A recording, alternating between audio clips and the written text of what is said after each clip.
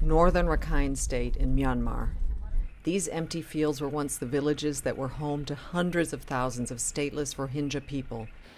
Now they are refugees in Bangladesh facing an uncertain future. Filipo Grandi, the UN High Commissioner for Refugees, met some of the Rohingya who stayed behind. He also met their neighbors, the local Rakhine community. In their day-to-day lives, people have some very basic needs that the present situation doesn't allow them to fulfill. I'm talking about the Rohingya, the Muslim community in northern Rakhine.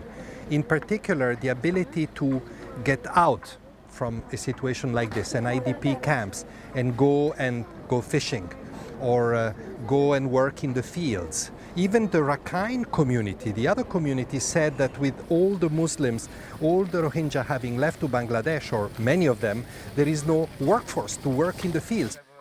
Walking through Rakhine and Rohingya villages, Mr. Grandi could see that small projects were making a difference, like this reservoir to collect rainwater.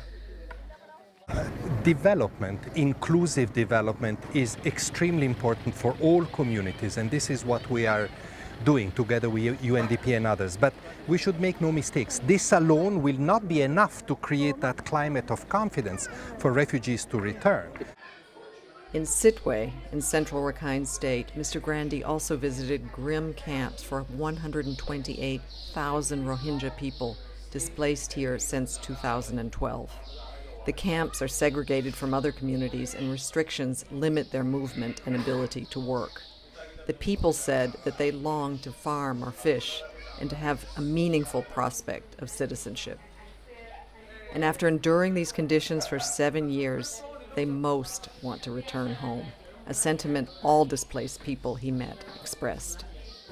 It is also extremely important that refugees and the displaced people, both, including the newly displaced, are allowed to return when it is possible to their places of origin. And if they go to a different place, it has to be a place of their choice.